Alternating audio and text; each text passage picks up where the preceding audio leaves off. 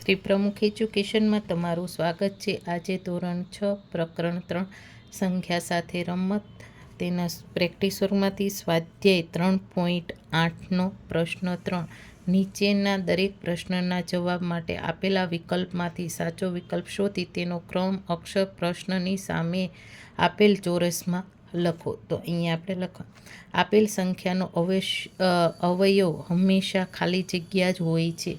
તો આપને ખબર છે કે સંખ્યાથી મોટો, તો અહીંયા આપણે આપેલી સંખ્યાના અવયવી ખાલી જગ્યા હોય તો કેવા હોય છે, તો કે અસંખ્ય। બી 1 અને 10 વચ્ચે સૌથી મોટી અવિભાજ્ય સંખ્યા ખાલી જગ્યા છે તો કે કઈ છે, તો આપણે અહીંયા અવિભાજ્ય કીધું છે એટલે સી આવશે। ખાલી જગ્યા એ અવિભાજ્ય સંખ્યા છે તો કે ડી। ખાલી જગ્યા વિભાજ્ય સંખ્યા છે તો કઈ છે, તો કે સી 93। હવે અહીંયા 1586ને ખાલી જગ્યા વડે નિશેષ ભાગી શકાય તો કઈ સંખ્યા વડે ભાગી શકાય, તો કે આપણે અહીંયા ખબર છે બેકી છે એટલે અહીંયા કોની આવે, તો કે 2 વડે એટલે કે ડી આવશે। પછી અહીંયા 5929ને ખાલી જગ્યા વડે નિશેષ ભાગી શકાય તો કે ડી।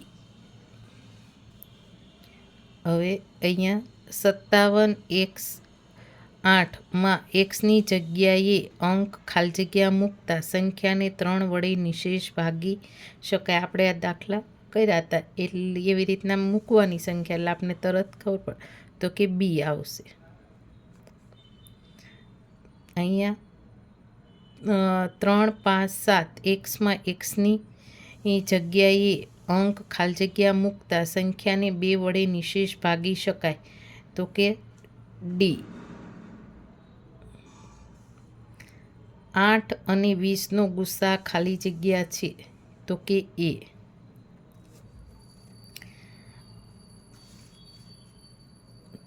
13 અને 19નો લસા ખાલી જગ્યા છે તો કે સી।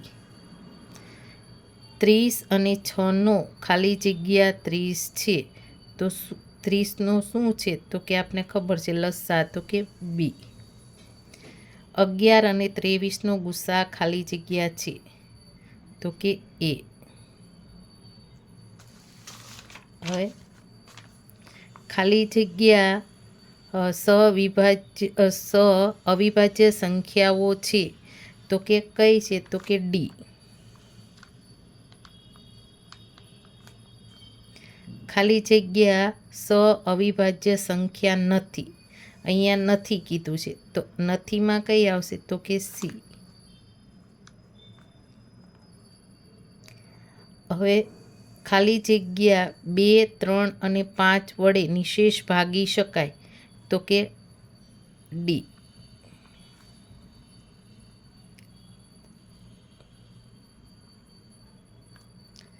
ખાલી જગ્યાને 4 વડે નિશેષ ભાગી શકાય તો કે એ। ખાલી જગ્યા 2 3 4 અને 11 વડે નિશેષ ભાગી શકાય તો કે ડી। ખાલી જગ્યાને 3 વડે નિશેષ ભાગી શકાય તો કે ડી। ખાલી જગ્યાને 9 વડે નિશેષ ભાગી શકાય તો કે એ।